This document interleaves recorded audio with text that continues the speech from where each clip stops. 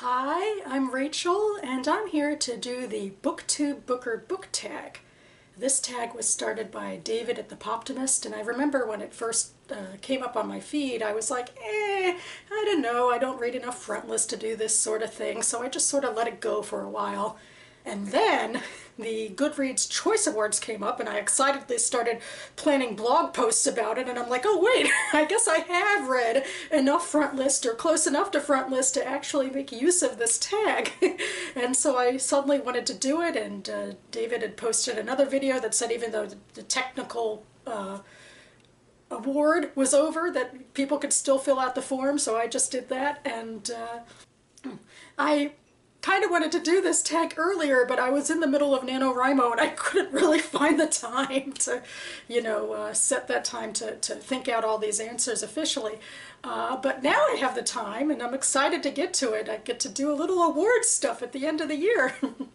My favorite books are all backlist titles, and I'll be doing an annual video about them and anticipated reads at the very beginning of January, I believe. But it's always great to plug more books, and I really like the BookTube Emmys part of this tag too, to talk about the community. So I'm going to stop rambling and get to it. So the first category is Favorite Fiction Book of the Year, and that for me goes to Eternal Life by Dara Horn, which I read for my book club, and it is the story, the 2,000-year-old story of a woman who makes a pact with God to save her son's life and ergo lives forever. And she, in essence, becomes the mother of modern-day post-temple Judaism. And in fact, the son that she ended up saving was an actual biblical figure who helped bring sacred information out of the temple and into the diaspora so that Judaism could live on. So there's that. And the story is mostly told in near the present day, when she has a granddaughter who is looking into genetics and might even have a way for her grandmother to die when although she doesn't know in the beginning that her grandmother has lived forever, but she finds out by doing genetic research on her that something is wrong with these genes. But so most of the story is from that vantage point, but she also goes back in vignettes through time to talk about her experiences throughout different epochs of Jewish history. And mostly her role is that of a mother. And I know I read this with my book club, and that turned some of the women off. They're like, oh, why couldn't she be like a professional woman? And then they had to remember, oh yeah, for most of those 2,000 years, she couldn't have a life like ours. Whoops. And I liked the focus on being a mother. I mean, I know it made her seem kind of secondary, but because she was mostly talking about her children. But I feel like because of the parameters of the novel, they're the ones that seem transitory. And she was the great scribe who got to live forever. And it was a very feminine look on Jewish history, which is something you don't get a lot of, and I just found it very moving. My favorite nonfiction book of the year technically came out last December, although it still counted for the Goodreads Choice Awards, so I'm going to count it here too. And it is Jews on the Frontier, Religion and Mobility in 19th Century America by Shari Rabin. I've been reading a lot of Jewish American history this year, but this one actually, all of the rest of it is more backlist than this from December 2017. But this one stood out to me the most, and I think it's this premise about mobility being the main thing for Jews that changed between Europe and America, because in Europe they were second-class citizens. They were often kept in place with prejudice and violence and fines and that sort of thing. But in America, the white powers that be decided that Jews should fit into the whiteness legally, so in terms of manifest destiny and expanding white culture throughout America, Jews were allowed free reign. They could move wherever they wanted. Not that they didn't face prejudice, but it wasn't official legal sanctioned prejudice like it had been in Europe a lot of the time. But another thing that this work really did well, I think, is talk about how religion in America was also decentralized, and that meant that the Jews had to scramble for what religion was, because there weren't state-run institutions anymore. And so she goes into how Jews define themselves in America culturally and religiously. So I really found this one to be the cream of the crop of the American Jewish history that I read. Next, I'll go for my favorite debut novel of the year, and I'll go with Girls Burn Brighter by Shobha Rao, which it almost makes me offended that it's called a debut because she wrote a collection of short stories last year. But who am I to complain if I want to talk about her novel, and this gives me the vehicle to do it with. So anyway, Girls Burn Brighter is the story of two friends, very impoverished young girls who grow up together in India. And then a series of horrible events happens to tear them apart, and they're thrust into lives that are defined by violence and misogyny. And ultimately, one of them ends up going to America, and the other one finally has the means to free herself of at least the worst of her oppression, and is able to come up with a plan to track down her friend. And I think that storyline to a degree is a little bit convenient, but the power of this story to me was in how Rao probed what violence does to people. I mean, not in a horrible pornographic sort of way, but in this way of how women, in this case really, can keep their flames growing bright, how they, keep their identities and their sense of self in the midst of horrible oppression.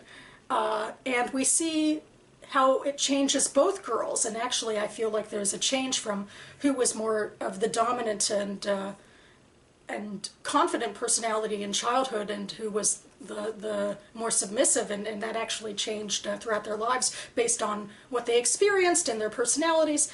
And I found it fascinating, and also, it was deeply, deeply depressing. It was a horrible book because, after a while, at the very end, one of the characters is just at the end of her rope. Just too many horrible things have happened to her. And you see the breaking of this person, and I was in tears. I found it so heartbreaking, but it was just so real and so raw and so true, too. And so, I guess emotions stick with me. I read it months and months ago, and so now it's on the list. My favorite short story collection, I'm counting because it came out in paperback this year. This is The Beginning of the World in the Middle of the Night by BookTube's own Jen Campbell. And I was a little nervous going into this because I think a little too much magic realism, I don't know, it just makes me too ungrounded.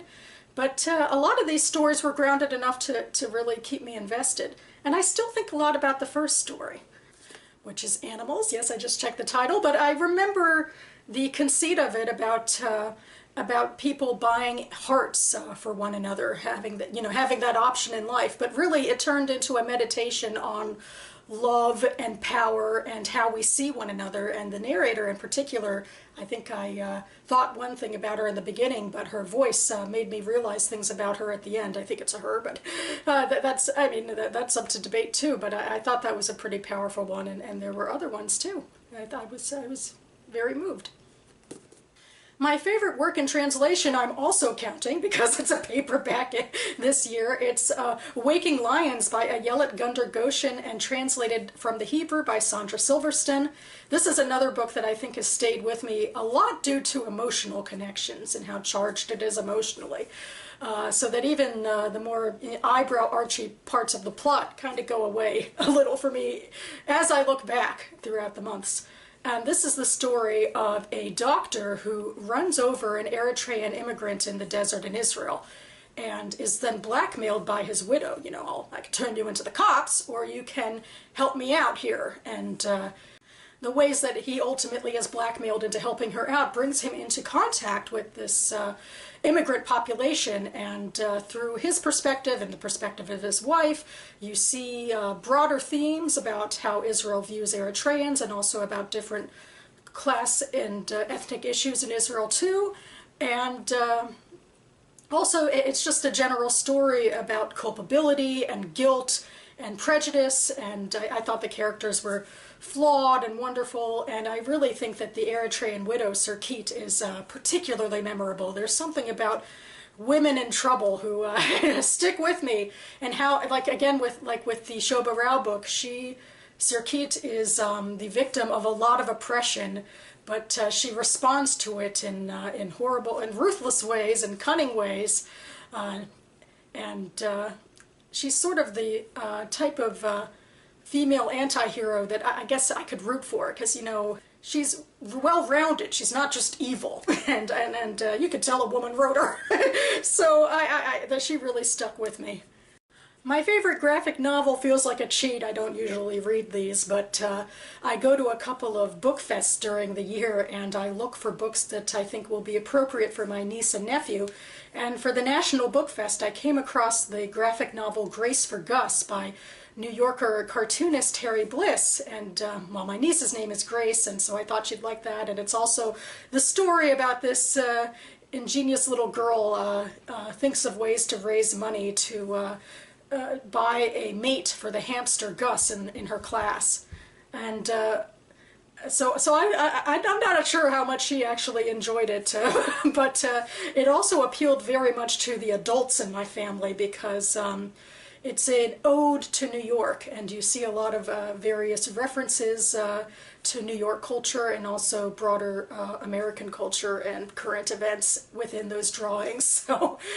So we got a kick out of it. I thought it was very clever, and also a great thing for kids to talk about, like creativity and putting yourself out there. So huzzah! I also showed off some of the panels in one of my earlier videos, so I'll link that down below. My favorite book cover of the year is The Immortalists by Chloe Benjamin. I got it at a book signing, and I was immediately taken with the actual star-studiness in the cover. So I liked it for that. And I'm also reminded of Adam from Memento Mori and his takedown of covers like this. And it made me think of why I like them. And I think it's because he rightfully says, in most cases, this doesn't really tell you anything about what the story's about. But to me, I always respond to things more emotionally. So when I see, you know, these varied colors and flora and fauna and pretty fonts, I tend to think this is a novel, literary novel about female issues, because that's usually what it is. Or it's at least an emotional novel about personal relationships, and broader themes about usually the contemporary world. That's what I think of when I see covers like this. Although in this case, I might argue that this tree does fit with the theme of this book, because I still maintain this is the most Jewish book I've read all year, if we disregard the whole predetermination conceit, you know, where the kids see a fortune teller who tells them the day that they'll die. And in fact, I think the big weakness of this book is that Benjamin tried to have it both ways. She tried to have both free will and, you know, black and white day that you die told by a fortune teller. And I think my book club thought I was crazy, but I think if she took out the predetermination and just had people responding to events in their lives, and that's how they lived their lives, that the book still would have worked. And so this tree could be a lot like the Tree of Life in Kabbalah. And not only do I just think vaguely thematically this is a very Jewish book, but the family does have Jewish history, and not even just, you know, nominal Jewish history, like, oh, I went to, you know, a Seder once, or, you know, I had guilt on Hanukkah, but they talk about Jewish history and culture and their relationship to religion. And so I feel like this is very Jewish. The author signed to me "To Life" on the cover, and I kept almost immediately singing the L'Chaim song from Fiddler on the Roof, since that's what to life means. And Judaism is a religion that focuses much, much more on this life and not as much on the next one. The way that you live your life now is such an integral part of Judaism, and so this was really just an excuse to talk about this book, because it's another one of my favorites of the year. The camera angle probably changed because I'm actually refilming a couple of parts of this video. You know, these are serious questions, you know. And so anyway, we're going into the Emmys part of this tag, where we're talking more about individuals than about books. Starting, though, with, I guess, a bridge between, which is favorite author. But not just by the books they write, but also by their public presence, and maybe by articles that they've put out in the world. So I'm going to go with Ilana C. Myer. She is an epic fantasy writer for adults. She has 2 books out. One of them is called Last Song Before Night. The next is Fire Dance, and her 3rd book, The Poet King, I believe, will be out soon, hopefully. And I enjoy her books. I also enjoy her media presence. She's done a few interviews with other sci-fi and fantasy writers, including one with Rena Rosner, who wrote Sisters in the Winter Wood, which is a Jewish fairy tale retelling. And yes, Myer is Jewish herself, and one of the reasons I really like her Twitter is that she gives an underrepresented viewpoint, I believe, but one that I and several other people are a part of, which is that she is both liberal and a Zionist. So she gives, I believe, a great perspective on issues from that vantage point. So I'll leave her Twitter and also the Rena Rosner article down below. And next I'll talk about my favorite BookTube video. I know some people worry about causing drama, but well, first of all, I'm a small fry booktuber, so I don't think I'll make much of a splash here, I don't know. And secondly, you can only cause drama if you mean to cause drama. I'm here to continue conversations and prop people up for stuff that I liked, so here we go. At first I wanted to cast my vote for basic, I'll have to read from my notes for these long titles, but at first I wanted to cast my vote for Basic Bitch BookTube Newbie Tag by Read with Cindy, which came out a few months ago. I thought it was a really great video.